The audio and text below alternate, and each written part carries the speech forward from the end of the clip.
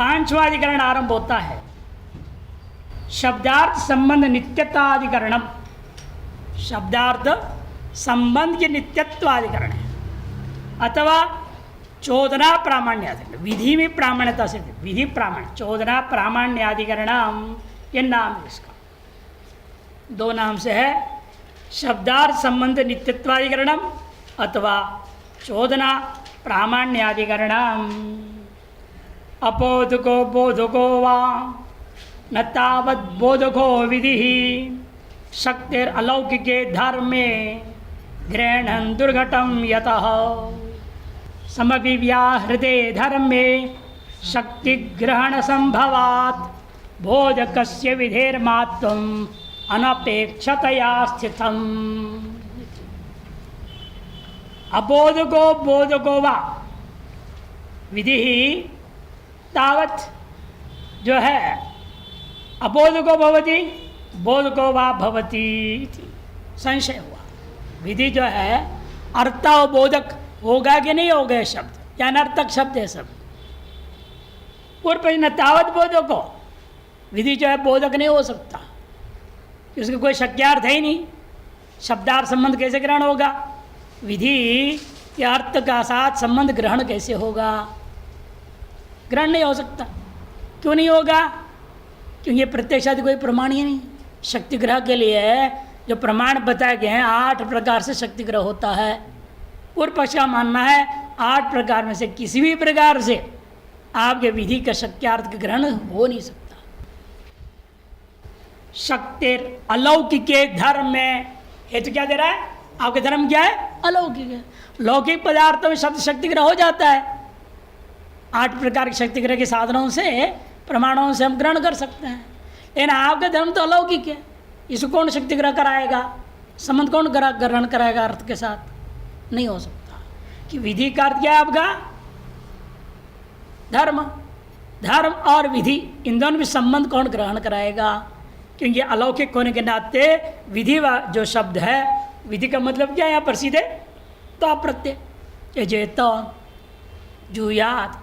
जो विधि प्रत्यय है वह प्रत्यय का शक्ति जो है धर्म में है, इसे कौन ग्रहण कराएगा? घट शब्द का शक्ति वो जो कम्बुग्रीदिवादन पदार्थ से ग्रहण करेंगे। पट शब्द का शक्ति लौकिक कपड़ा है, आतान वितान शक्ति जो है तंत्र विशेष के स्वरूप को पट शब्द ग्रहण हो जाएगा। लौकिक पदार्थों में तो प्रत्यक्षादि प्रमाणों के द्वारा हम शक्ति ग्रह करा सकते हैं। व्याकरण से, काव्य से, कोश से, उपमान प्रमाण से 8 प्रकार से वर्णन किया गया है। शक्ति ग्रह हो सकता है। इन अलौकिक होने के नाते इसमें शक्ति ग्रह नहीं होगा। ग्रहणम जो धर्म है अलौकिक धर्म है, शक्ति ग्रहणम दुर्घटम यत, क्योंकि अत्यंत असंभव ये है। समझो सिद्धांत नहीं वहाँ भी एक हेतु है। 8 जो है शक्ति ग्रह के उपायों में से एक उपाय समव्यहारात, एक साथ पठित वाक्यस्थ अन्य शब्दों के आधार पर हम निर्णय ले सकते हैं। एक पंक्ति में 8-10 शब्द है, मैंने एक शब्द का अर्थ मुझे समझ में नहीं आ रहा है, लेकिन अन्य जो 7 शब्दों का अर्थ यदि आपको ज्ञान है तो उसी के आधार 8वें शब्द का भी अर्थ हम निकाल सकते हैं। निर्णय हो गया इस वाक्य का तात्पर्य है, तात्पर्य अनुकूल शब्द का शक्ति ग्रह निश्चय हो जाता है। उसे कहते हैं समव्यहारात। समव्याहृते धर्म में, सविहारात जो है धर्म में शक्ति ग्रहण संभवात, शक्ति ग्रहण करना संभव है। बोधकस्य विधेर्मात्मा, इसलिए विधि बोधक होने के नाते, धर्म का बोधक होने के नाते प्रमाण भी है। प्रमाण इसलिए भी है वह स्वतः प्रमाण है। अनपेक्षतया स्थितम मात्वम, जो प्रमाणत्व है अन्य अपेक्षा किए बिना, अन्य निरपेक्ष अर्थात स्वतः प्रमाण है। परतः प्रामाण्यता की अपेक्षा किसी अन्य से प्रमाण सिद्ध करने की जरूरत नहीं, अन्य की अपेक्षा नहीं है, मैंने स्वतः प्रमाण है उसके अंदर। ठीक है। यथा धर्मे प्रत्यक्षादिनाम प्रामाण्यम नास्ति तथा विधेयरपि नास्ति प्रामाण्यम। जिस प्रकार से धर्म में प्रत्यक्षादि कोई प्रमाण नहीं होता, आपने पूर्वाधिकरण में कहा था, तो सर यहाँ पर भी हम कह रहे हैं विधि में आपने क्या धर्म में प्रमाण कौन लाए? विधि लाए। धर्म में कोई प्रमाण नहीं था, विधि में प्रमाण कहाँ है? कि धर्म भी अलौकिक है, और तो विधि को उस अलौकिक के संबंध कौन ग्रहण कराएगा? विधि का अलौकिक के साथ संबंध कौन ग्रहण कराएगा? अतः जब धर्म में हम मान लिए हैं धर्म में कोई प्रत्यक्षादि प्रमाण नहीं होता, तो विधि में भी इसलिए प्रत्यक्षादि प्रमाण नहीं हो सकता। शक्ति ग्रहण पूर्वक में प्रामाण्यम आप्तवाक्य से लोके दृष्टा, शक्ति ग्रहण पूर्वक ही प्रामाण्यता आप्त वाक्यों में देखा गया इस लोक में। शक्तिश्च लोक प्रसिद्धे वादौ गृह्यते, शक्ति जो है लोक प्रसिद्ध गौहु शब्द का गवादियों में ग्रहण किया जाता है। धर्मस्तु, इन धर्म कैसा है? अलौकिक, इसलिए यहाँ तो कौन ग्रहण करेगा प्रत्यक्ष आदि से? हैं? ये जो शास्त्रार्थ में पूछा है अन्य ग्रंथ में, धर्मे किम प्रमाणम शिखान दृष्टा पृष्ठभ्य हो, शास्त्रार्थ कर रहा है ना, उसकी शिखा पकड़ के पूछो धर्म में क्या प्रमाण है तेरी, है? दिख देगा ही धर्म तेरे को? है ही नहीं तो जबरदस्ती धर्म धर्म धर्म बोलते हो। शिखाम धृत्वा पृष्ठव्य बोला है। पूर्व पक्षी कहीं कहीं वो तगड़े भाषा प्रयोग कर देते हैं, लेकिन वास्तव में जो है धर्म प्रमाण है कि वाक्यों से मालूम और विधि वाक्य से मालूम हो रहा है सारी चीजें। लेकिन पूर्व पक्ष का मानना है शक्ति ग्रहण पूर्वक ही प्रामाण्यता होती है, और वाक्य से लोक की दृष्टि हम आप्त वाक्य के अंदर शक्ति ग्रहण पूर्वक ही लोक में शक्ति ग्रहण पूर्वक ही प्रामाण्यता देखा गया है, और शक्तिश्च और शक्ति तो लोक प्रसिद्ध गवादियों में ही देखा गया। और आपका जो धर्म है अलौकिक होने से इसे कोई भी शक्ति ग्रहण को नहीं करा सकेगा, आप पुरुष भी नहीं करा सकता। बस ये कि डंडे के बल में मान ले हाँ जी बोल ले, बात अलग चीज़ है, लेकिन ऐसे वास्तव में कोई प्रामाण्यता नहीं हो सकता है। अतस्तत्र शक्ति ग्रहण दूर घटा, इसे धर्म में विधि वाक्यों का विधि शब्दों का शक्ति ग्रहण करना अत्यंत दुर्घट है, असंभव है। अस्मात् विधेर अबोधकत्वात् न धर्मे प्रामाण्यति प्राप्ते ब्रह्मा, इसे विधि ही स्वयं बोधक न होने के कारण से पुनः धर्म में अप्रमाणता ही आ गया, धर्म में कोई प्रमाण नहीं है, ये सिद्ध हुआ। दृष्टान देते यथा, जो व्याकरण में सुप्रसिद्ध है, व्युत्पत्तिवाद में सुप्रसिद्ध है, नैयायिकों में भी वही वाक्य दे रहे हैं। प्रभिन्न कमलोदरे मधुनी मधुकर पिबती, प्रभिन्न कमलोदरे माने खिला हुआ कमल का उधर भाग में कर्णिका में कौन मधुकर बैठा है और क्या कर रहा है? मधु पी रहा है। फूल के खिला हुआ फूल, प्रभिन्न कमल, खिला हुआ कमल, उसके उदर में जो गोल कर्णिका जो होती फूल के बीच में, वहाँ बैठ करके मधुकर ने क्या किया? मधु पी रहा है। या मधुकर किसका नाम है? मधु को बनाने वाला, मधु को बनाने वाला कोई न, कुंभम करो दी थी, कुंभकार वैसे मधु करो दी थी, मधुकरा बना दिया, आना नहीं हुआ, इतने फर्क कर दिया। ये मधुकर शब्द क्या शहद को तोड़ ताड़ के लाने वाला जो आदमी अब बेचता है बाल्टियों में, उसको कहेंगे मधुकर। इन समस्या क्या, इसको इसलिए हम नहीं ले सकते हैं, यदि ये भी मधुकर है, लेकिन ये क्या कमल के उदर में बैठ के पिएगा क्या?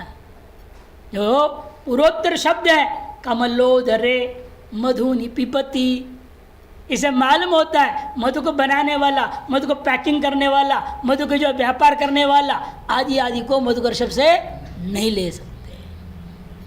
समव्यार्थ मैंने एक साथ में उच्चारित अन्य जो पद है उनसे ज्ञापन होता है, कोई ऐसी छोटी सी चिड़िया होगा, कोई ऐसे किड़ान होगा जो फूल के उधर में बैठ सकता है।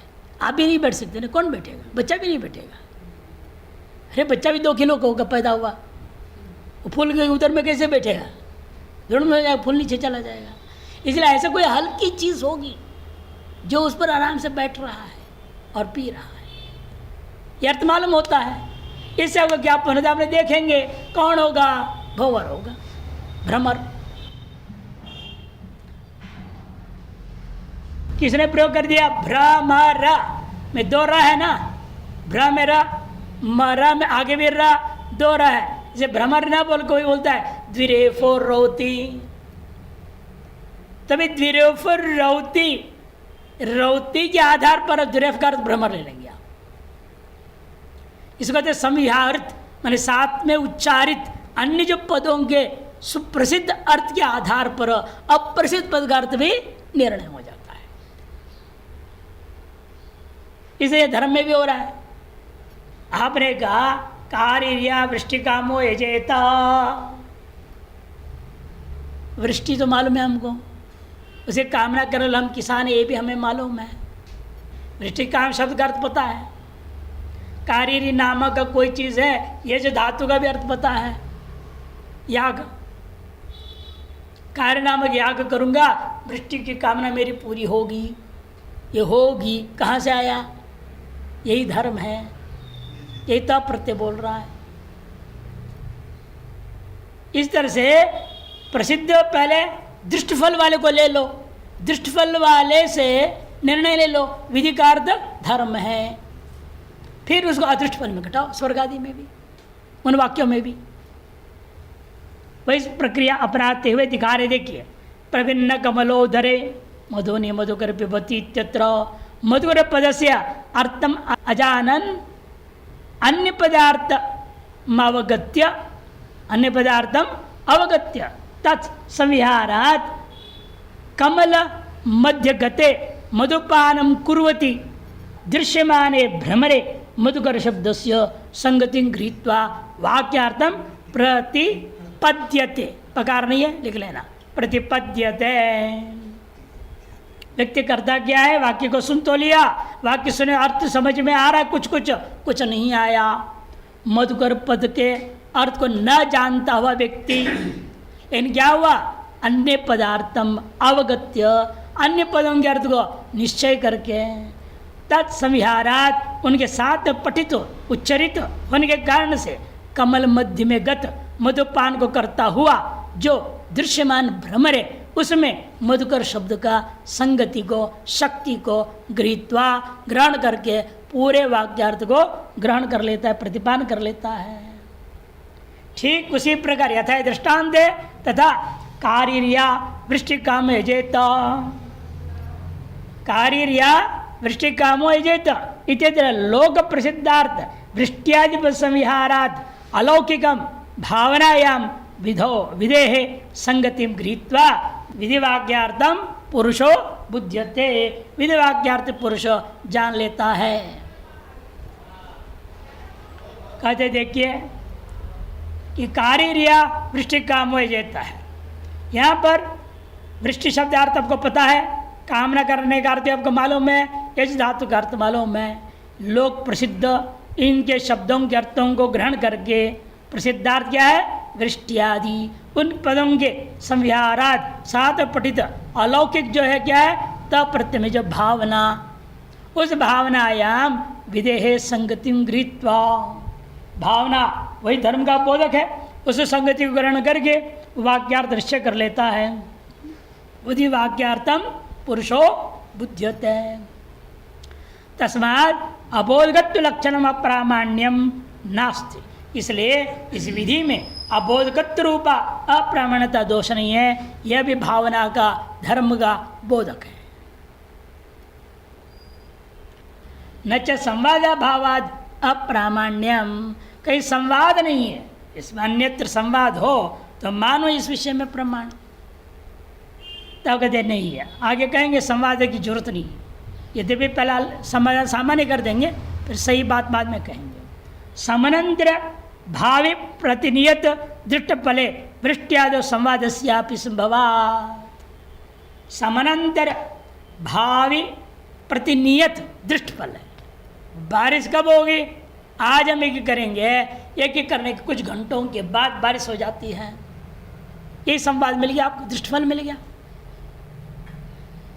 बड़े महाराज जी विष्णुदान गिरि जी महाराज थे नाम से, कैलाश पटाधीश्वर, फलौदी में गए थे तो लोगों ने कहा स्वामी जी 3-4 साल से कहीं कोई एक बूंद बारिश नहीं, सारे तालाब सूख गए, पशु मर रहे हैं। हम लोगों को सरकार कहाँ कहाँ से एक टैंकी लाती, सब भिड़ते हैं, एक एक घड़ा से काम चला रहे हैं। नहाना तो भूल गए हम लोग कई महीने से, बुरा हालत है। तो कोई बात है, रुद्री करो, 108 रुद्री करो। जब अपने घर घर में जो शिवलिंग सब लाए और बड़ा हॉल में पेंडा लगा करके उसके नीचे बैठ के, सब ब्राह्मणों का गांव था, सब बैठ रुद्री पाठ किया। खुद भी चातुर्मास में कुछ महिलाओं को भी रुद्री पाठ सिखाए थे, वे भी रुद्री पाठ कर गए। रुद्री पाठ होने के बाद पूरे गांव को भोजन की व्यवस्था कर दिया गया था। तो महाराज जी ने कहा जल्दी जल्दी भोजन करो। स्वामी जी कहें तो बाधा का निशाना भी नहीं है, यहाँ हटपट आराम से खाएंगे पिएंगे, नहीं होना कुछ होना है नहीं, जब होगा तब होगा, देखा जाएगा। तो मैं देख लो भाई आप लोगों की मर्जी, अब हम तो अपना जाएंगे, अपना गए खाए पिए अपना बैठ गए अपने जगह पे, दरवाजा बंद कर लिया। 1 घंटे के बाद इतना घनीभूत बादल आए, कहाँ से भगवान जाने। लगातार 2 घंटा बारिश, और इतनी बारिश हुई जो भोजन करते पत्तल पानी में तैरने लगे। सारे तालाब, सारे कुआं सब भर गया। आज तक सूखा नहीं है। 1970 की कहानी, 70-72 की कहानी। ऐसे सिद्ध पुरुष थे। कार्य कर रहे हैं, उन्होंने कार्य कहाँ से करो, श्रौत्या करने कहाँ पंडित है हमारा पास, अग्निहोत्री का है तुम्हारे बीच में। संकल्प ये करो, वृष्टि कामः रुद्री पाठं कुर्यात्, करवा दिए और हो गया। जहाँ दृष्टिबल है उस विधि से धर्म हुआ है, पुण्य उत्पन्न हुआ है, मना करेगा क्या कोई? इतने सालों से पाप के कारण से बारिश नहीं हो रहा था, आज यदि वहां रुद्री पाठ से यदि पुण्य ना होता तो बारिश कहां से आती?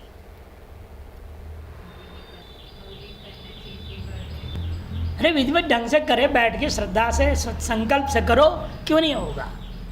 आदमी का संकल्प नहीं रहता है, चंचलता रहती है। मंदिर में बैठे रुद्री कर रहे हैं, उधर उधर कौन आ रहा है, कौन जा रहा है? अरे तो ध्यान कहाँ है? ये अभिषेक यहाँ कर रहे हो, शिव जी के साथ तादात्म्य करके करो। अरे हाथ रखी, यूँ कर दी, यूँ कर दी, यूँ कर दिया, वो हो गया न्यास करने से। ऐसे तादात्म्य भावापन होना पड़ेगा। देवो भूत्वा देवान यजेत, श्रुति कहती है। और न्यास क्या है? देव भाव प्राप्त करने के लिए। देव भाव प्राप्त करके देव की पूजा करो, वो है ही नहीं तो कहाँ से फल मिलना है? यहाँ 108 के 1008 कर लो तो भी नहीं मिलने वाला, कुछ भी होने वाला नहीं। तो महापुरुष थे, उनकी सत्संकल्प थी, भाव सिद्ध होकर उन्होंने सारा काम किया है, लोगों से कराया, तभी हुआ है। ये कार्य याग में क्या है? संवाद स्पष्ट है। क्यों? दृष्टफल है, बारिश तो तुरंत हो रहा है। समानांतर भावी जो प्रतिनियत जो दृष्टफले वृष्टियादो संवाद संवाद, वहाँ संवाद तो स्पष्ट दिख रहा है हमको। अनियत दृष्टफले चित्रा यागादो प्रतिनियत जन्मांतर फले ज्योतिषमादो च संवाद कथम इति चेत। तो पूर्व पक्षी कहता है यह अनियत दृष्टफल है, अनियत है दृष्टफल लेकिन अनियत है। चित्रया यजेत पशु काम, आपने चित्रा नामक याग किया पशुओं की प्राप्ति की कामना से, या धड़ाधड़ 400 पशु आ जाएंगे आपके पास, यहाँ का से टपक जाएंगे नहीं। बरसात तो तुरंत हो रहा है, लेकिन यहाँ तो ऐसा नहीं है ना। अनियत दृष्टफल में चित्रयाग आदियों में और प्रतिनियत जो जन्मांतर में ही मिलने वाला है, तो ऐसे ज्योतिषोम याग आदियों में कैसे संवाद मानूंगा? अगले जन्म ही तो हमें अनुभव में आएगा। सम्यक वदति, अनुभव के बाद तो संवाद होगा। अनुभव होगा कब? जन्मांतर में।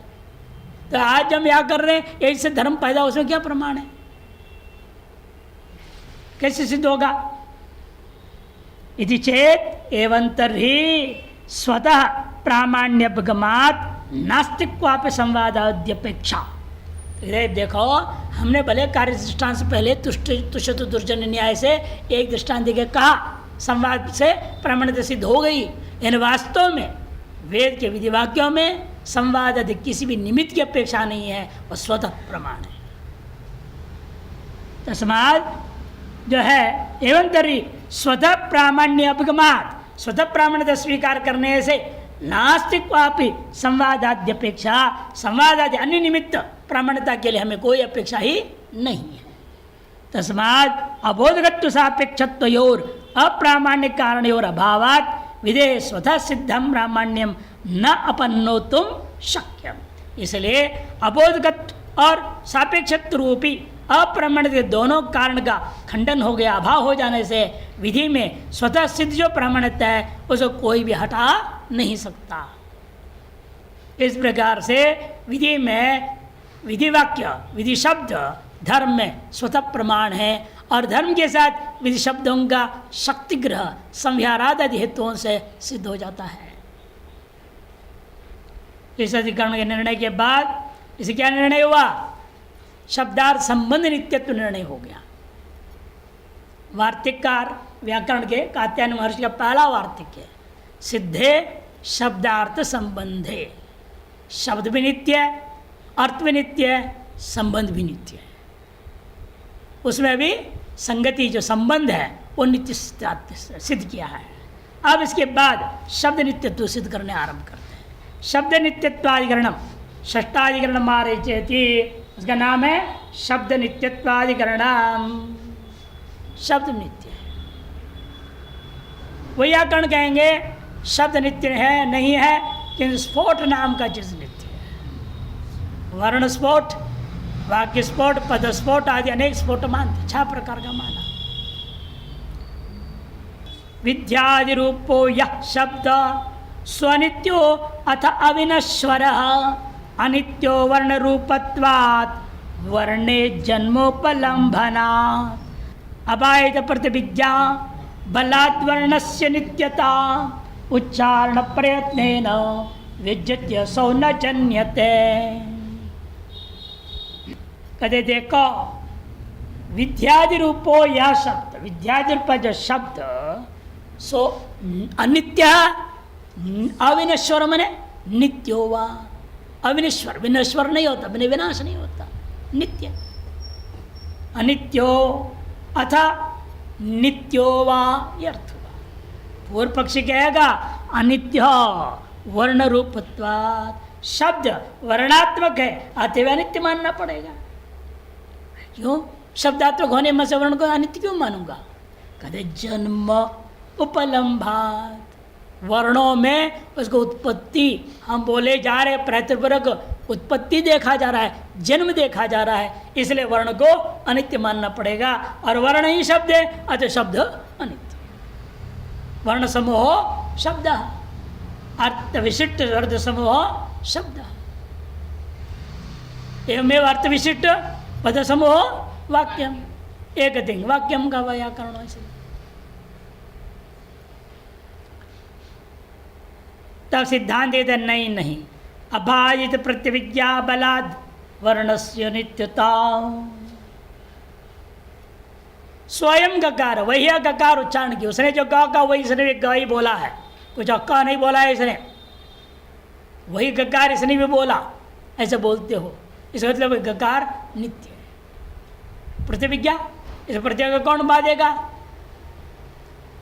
अरे ग, इसने ग, फर्क तो है नहीं, वो तो तुम्हारे कंठ का मामला है, मोटा है किसी का, भारी है किसी के, पतली है, तो वैसे हो जाता है। इन है तो ग ही, कोई दूसरा अर्थ आ रहा है कि उससे उच्चारण करने वाला कैसा भी उच्चारण करे, स्वर उसका जैसा भी रहे, लेकिन अक्षर तो आपको वही सुनाई दे रहा है, वही अर्थ आप लेंगे। अबाधित प्रत्यविज्ञा बलात् वर्णस्य नित्यता, वर्ण में नित्यता माननी पड़ेगी। फिर उत्पत्ति अनुभव में आ रहा है तो मैं बोलूंगा तो सुनाई देगा, नहीं बोलूंगा तो नहीं सुनाई दे रहा है। ये तो उच्चारण प्रयत्न, उच्चारणानुकूल प्रयत्न के द्वारा व्यज्यते असो, केवल अभिव्यक्ति हो रहा है, उत्पत्ति नहीं हो रहा है। न जन्यते, वर्ण उत्पन्न नहीं होते हैं, वर्ण केवल अभिव्यक्त होते हैं, वर्ण अभिव्यक्त होते हैं। जैसे मिट्टी है, अपी है, सदा है, बीच में घड़ा अभिव्यक्त हो गया। पहले भी सोना है, पहले भी सोना ही रहेगा, वापस गला दिया तो बीच में कुंडलाद्याकार दिख रहा है। इसीलिए वह कार्यात्मक रूपेण अभिव्यक्ति होने मात्र से वस्तु की नित्यता भंग नहीं होता। और अभिव्यक्ति के निमित्त आपका उच्चारण प्रक्रिया तालवाद्य विघात हो गया। तालवाद्य अभिघात से वर्ण का अभिव्यक्ति मात्र हो रहा है, उत्पत्ति नहीं है। उत्पत्ति के लिए क्या जरूरत पड़ेगी आपको? समवाय कारण ढूंढना पड़ेगा ना। शब्द का समवाय कारण क्या है? आकाश है, आकाश है ना, यानी कि आकाश शब्द उत्पन्न होगा। यह आकाश शब्द उत्पत्ति मानोगे, हम आपसे पूछेंगे कीदृश उत्पत्ति? परिणामवाद है। आकाश का परिणाम होता है क्या शब्द? आकाश में अवयव है क्या? आरंभवाद मानने, आरंभवाद भी नहीं है, परिणामवाद भी नहीं है, फिर कौन से वाद वाले आप हो? वेदांती है क्या? विवर्तवाद है। वेदांती तो हो नहीं है आप।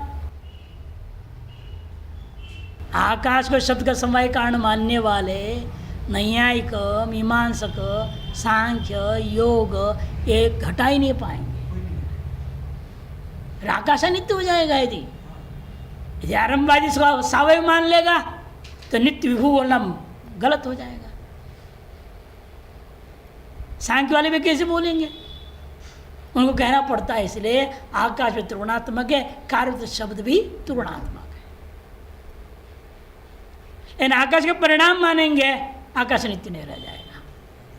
समस्या ये है। परिणाम तो मान नहीं सकते वो भी। इसलिए आकाश वास्तव में हमारे वेदांत मत में सावयव है, उत्पन्न वस्तु है ना। लेकिन है कि अन्य की अपेक्षा से व्यापक है। व्यापक का मतलब निरवय नहीं है, निष्क्रिय नहीं है, वो साकार है, सगुण है वो।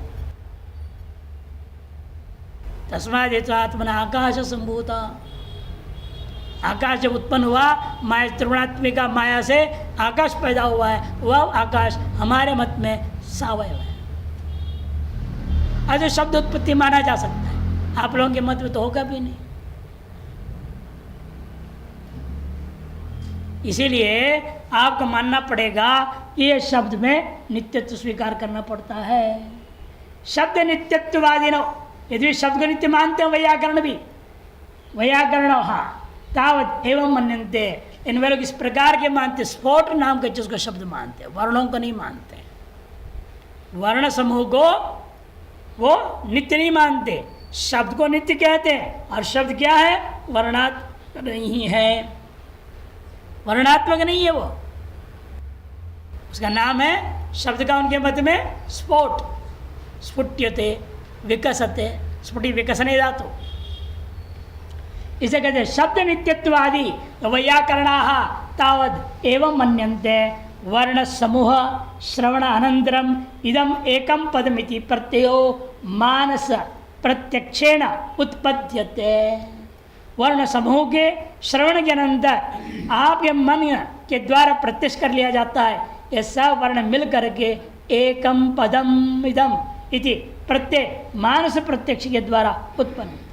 तस्य च प्रत्ययस्य वर्ण व्यतिरिक्त कश्चित स्फोट नामक पदार्थो विषय।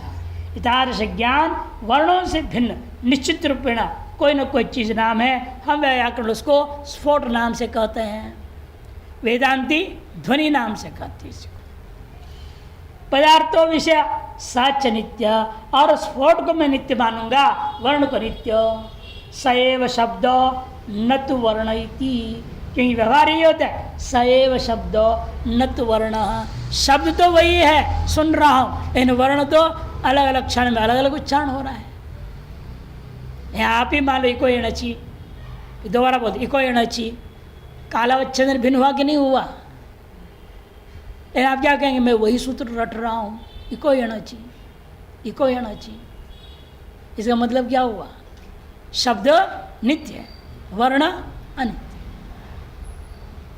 और शब्द क्या है? इसे नित्य है कि वही यह करके हमने स्फोट नाम जिसको ग्रहण कर रहा हूं। सच नित्य सैव शब्दो न तो वर्ण इति, उसी का उसी स्फोट को इसलिए हम शब्द कहेंगे, वर्णों को नहीं।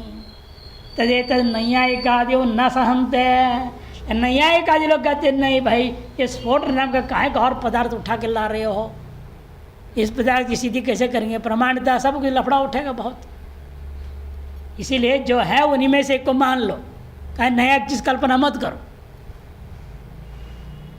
वर्णेशु एव एक अर्थावच्छेदोपाधिना पदैक्य बुद्धे उपपत्ते है वर्णातिरिक्त स्फोट कल्पना निरर्थिका। वर्णों में एकार्थावच्छेद उपाधि के द्वारा पद में एकत्व बुद्धि हो जाएगी। इसे वर्णों से भिन्न पद मानना, पद में स्फोट मानना, वर्ण में भी स्फोट मानना, ये प्रत्येक वर्ण में अलग अलग स्फोट मानना पड़ेगा, तब तो पद में स्फोट आएगा। ये सब कल्पना करने की कोई जरूरत नहीं है। ये वर्णों में एकार्थावच्छेद उपाधि मान लो, ये सब वर्ण मिल करके एक अर्थावबोधकत्व है। इतने से वो सब वर्ण मिल करके एक पद नाम, एक अर्थ बोध कराया, इसे सब वर्ण मिल करके एक पद कहा जाएगा। एक पद कोई अलग चीज है नहीं वर्णों से, इसलिए एकार्थावबोधकत्व रूपी उपाधि के द्वारा पदैक्य बुद्धि उपपन्न हो जाएगा। वर्णातिरिक्त पद को मान के उसके लिए स्फोट की कल्पना निरर्थिका। तस्मात् वर्णानामेव शब्दत्वम्, वर्णों को ही हम शब्द मानेंगे। और शब्द समूह वाक्यम नहीं है कि इसलिए का वर्णश्च प्रतिपुरुषम प्रत्युच्चारणंत जन्म विनाशवंत उपलभ्यते। वर्ण भी प्रत्येक पुरुष में प्रत्युच्चारण अलग अलग होता हुआ जन्म और विनाश वाला हो तो प्राप्त होता है। तस्माद अनित्य शब्द, इसे शब्द अनित्य हो जाएगा। तस्य कारण दोष संभवाद विधेर अप्रामाण्यम इति पूर्व पक्ष हो। इस कारण दोष के कारण से शब्द अनित्य हो जाएगा। तो शब्द अनित्य है तो उसे प्रमाणता भी नहीं रह जाएगा, विधि भी अनित्य हो जाएगा, सब कुछ अनित्य हो जाएगा। तस्य कारण दोष संभवाद विधेर अप्रामाण्यमिति पूर्व पक्ष। तब सिद्धांत जवाब दे, देखो बहुवी पुरुषे प्रत्येकम बहुकृत उच्चारिते गो शब्दे तव इमे गकारादि वर्णाः यदि अबाधित प्रतिविज्ञा जायते तद्बलात् नित्यावर्णाः इति। अलग अलग आदमी बोल रहा है, हजारों लोग बोल रहे हैं, गौ गौ गौ शब्द प्रयोग कर रहे हैं, सब लोग बोल रहे हैं ना, एक दो थोड़ी बोल रहे हैं। हर व्यक्ति जो बोलता है सब सामान्य शब्दों को प्रयोग कर रहा है। इन प्रत्येक व्यक्ति की तरफ प्रयोग किया हुआ शब्द का ज्ञान आपको क्या हो रहा है? ये अलग शब्द बोला, ये अलग शब्द बोला, ऐसा होता है? एक ही गौ शब्द सभी बोल रहे हैं। अच्छा, उन सबके द्वारा एक एक गौर पदार्थ का भी बोध हो रहा है। वही समझा रहे हैं कि बहुवी पुरुष ही, बहुत पुरुषों के द्वारा क्या हो रहा है? बहुवीर पुरुष ही प्रत्येकम बहुकृत उच्चारिते, प्रत्येक शब्द को बहुत बार करके उच्चारण किए जाने पर बहुकृत्व उच्चारिते। गो शब्दे, गो शब्द का अलग अलग उच्चारण कर बैठे हैं सभी लोग, फिर भी उच्चारण सभी अलग अलग कर रहे हैं। उच्चारिते गो शब्द, गो क्या रहे सभी को? त एव इमे गकारादि वर्णा, वे है ये गकारादि वर्ण।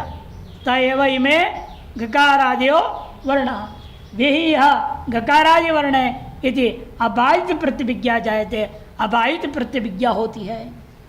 तत्बलात् तद बलात् आपको मानना पड़ेगा। प्रतिविज्ञा के तद माने प्रतिविज्ञा के बल पे आपको स्वीकार करना होगा। नित्या वर्णः वर्ण नित्य न च वर्णानां जन्माभावे बहुकृत्य उच्चारण प्रयत्न व्यर्था इति शंकनीयम। यदि वर्णों को उत्पत्ति विनाश नहीं मानोगे, बहुत बार करके उच्चारण रूपा जो प्रयत्न है वो करना व्यर्थ हो जाएगा, ऐसी आशंका मत करो। तत्प्रयत्नस्य व्यंजकत्वंगीकारात्, उनका जो प्रयत्न है वर्णाभिव्यक्ति अभिव्यक्त होने करने के लिए कारण मानता हूँ। वर्ण तो नित्य है, इन अभिव्यक्ति के लिए कोई निमित्त तो चाहिए ना, कैसे अभिव्यक्त होगा? नित्य होने पर भी वह अभिव्यक्त कैसे होगा? अभिव्यक्ति के लिए कोई न कोई निमित्त चाहिए। निमित्त क्या था? आपका प्रयत्न करना। वर्णाभिव्यक्ति के प्रति केवल आपका प्रयत्न है, प्रयत्न व्यर्थ नहीं हुआ। इसलिए बहुकृत उच्चारण जो प्रयत्न व्यर्थ होगा शंका थी, कहते नहीं, वह प्रयत्न व्यंजकत्व अंगीकारात् वर्णों का अभिव्यक्ति मात्र के लिए कारण मान लेंगे हम। एवं सती पुरुष भेदात उच्चारण भेदात, इसीलिए देखो पुरुष के भेद के से भी उच्चारण में भेद हो जाता है। वर्ण में भेद नहीं हुआ, उच्चारण में भेद हुआ। हर पुरुष का अपने अपना वाणी का सामर्थ्य अलग अलग है। जैसे सरस्वती ने कहा, ब्रह्मा जी ने देखो एक जैसा आदमी में दूसरा आदमी को बनाता नहीं। अरे इस कौन सी बड़ी बात है, इतना बड़ा चीज़ को बनाने में फर्क तो आसान है करना। मैं देखो ये 7 तारों में इतना फर्क कर देता हूँ, एक आदमी के दूसरे आदमी का आवाज़ सही नहीं पकड़ता, अलग अलग। जितने आदमी जितनी औरत सबकी अपनी अलग अलग ही आवाज़ है, एक जैसा हो ही नहीं सकता है। इसे कहते हैं वहाँ जो है एवं स्थिति पुरुष भेदा उच्चारण भेदा यथा योगम उदात्तादि भेद ही, यथा योगम उदात्तादि भेद ही पटु मृदुत्वादि भेदेश्च उपेतान ध्वनि विशेषान उत्पाद्य चरितार्था भविष्यन्ति। जब प्रत्येक पुरुष के भेद से उच्चारण जो भेद है वो कर क्या रहे हैं? यथा योग अपने अपने शक्ति सामर्थ्य अनुसार उदात्त आदि में भेद कर दिया। कोई पटु कोई मृदु उच्चारण कर रहा है। भेद ही पटुत्व मृदुत्वादि भेदैश्च उपेतान युक्त ध्वनि विशेषान उत्पाद्य, ध्वनि विशेषों को वो प्रयत्न से उत्पन्न उनको कर रहे हैं, उत्पाद्य वे सब प्रयत्न चरितार्थ हो जाएंगे। तस्मात् नित्य शब्दे कारण दोषाभावात् नास्त्य प्रामाण्यम। शब्द या नित्यत्व में कारणगत कोई दोष न होने के कारण से यह नित्य मानने में कोई दोष नहीं है। अनित्यता अप्रमाणता आदि नहीं है। वाक्याधिकरणम 7वां अधिकरण आरंभ होता है।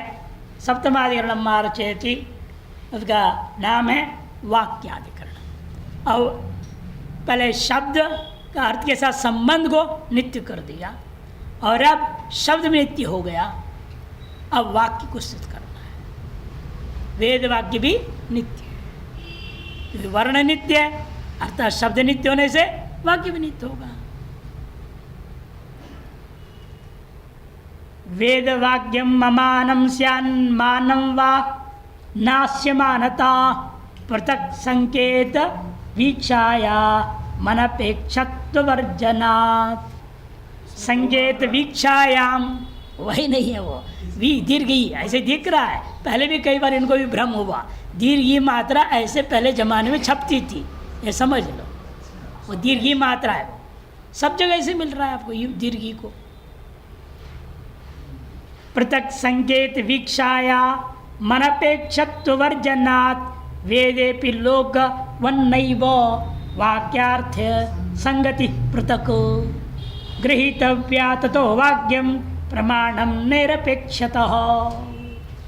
वेद वाक्यम अमानम स्यान्मानम वा, वेद वाक्य अप्रामाणिक है या प्रामाणिक है। नास्य मानता, पूर्व पक्ष कहते हैं वाक्य में प्रामाणिकता मानना ठीक नहीं। क्यों नहीं है? कि पृथक संकेत वीक्षायाम, यदि नित्य होने के कारण से उसका शक्ति भी आप पृथक मानना पड़ेगा। वर्ण में शक्ति, पद में शक्ति, वाक्य में शक्ति, सब में अलग अलग शक्ति माननी पड़ेगी। सबकी अलग अलग शक्ति ग्रह कराना पड़ेगा। केवल पशक्ति ग्रहण कराने से काम चलेगा नहीं। अलग शक्ति का मानोगे पृथक संकेत वीक्षायाम अनपेक्षत्व वर्जनात्, फिर तो अनपेक्षत्व नहीं रह जाएगा। पृथक शक्ति बोध कराने में अन्य प्रमाणों की सापेक्षता लेनी पड़ेगी, और सापेक्ष हो गया वो नित्य नहीं रह जाएगा, अनित्य हो जाएगा। इसलिए कहते हैं अनपेक्षत्व वर्जनात्। वेदे भी लोकवत नैव, वेद में भी लोक के समान आप वाक्यार्थ में संगति पृथक ग्रहण करने की जरूरत नहीं है। जैसे लोक में वाक्यार्थ की संगति है वैसे वेद में भी वाक्यार्थ संगति से लोक वेदाधिकरण भी कहते हैं। इसका नाम लोक वेद बराबर है। वाक्यार्थ संगति ग्रहण करने में जैसे लोक में मैं ग्रहण करता हूँ वैसे वेद में भी ग्रहण करूँगा, ये कोई अपेक्षा ही नहीं रहा। पृथक संगति नहीं है ना वहाँ पर। वेदेपि लोकवत नैव पृथक वाक्यार्थे पृथक संगति नैव गृहीतव्या, ग्रहण करने की जरूरत नहीं। तथा इसीलिए वाक्यम प्रमाणम निरपेक्षतः, वाक्य जो है न निरपेक्ष होने के नाते वाक्य अपनार्थ बोध कराने में अन्य सापेक्ष न होने के कारण से उसको नित्य माना जाएगा, प्रमाण माना जाएगा।